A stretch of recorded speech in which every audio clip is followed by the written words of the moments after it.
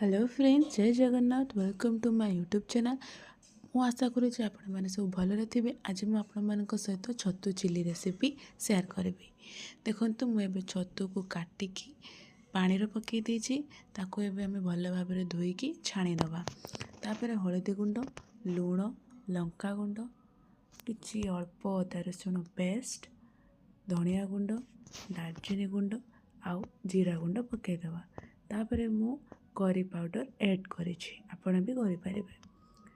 Then तापर कटा होइतिबा कंचा लंका को पकईदेली। तापर कॉर्नफ्लोर को पकईदेली, 2 चम्मच पकईली। आपण अनुसार आपण पकई पारिबे। तापर मु अल्प किछि कलर ऐड कली। देन ताको भल भाव गोळई दबा, जेमति भल भाव मिक्स हो जिवो। देन देखंतु आम छतु एबे भल भाव मिक्स हो जाइछि। ता ऊपर मु किछि अल्प कॉर्नफ्लोर पकईदेली। तापर आम सब पियाज, बिलाती, धनिया पत्र, कंचा लगा को कटिंग करके रखीदबा। तापर एबे चलतु आम छतु को छाणीबा, छतु पकड़ा करवा। चलतु तेल गरम हो गला। एबे आम छतु को पकईदबा।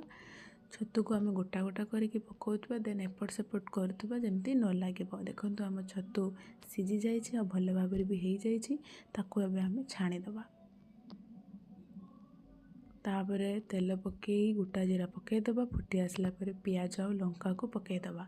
पियाज और लंका सहित आम अल्प लुण ऐड करदबा। तापरे भल भाव मिक्स करदबा।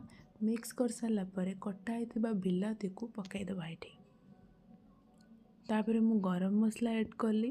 तापरे भल भाव मिक्स करदबा। तापरे मु एबे सोया सॉस पकईली, अल्प ही सोया सॉस पकईबे।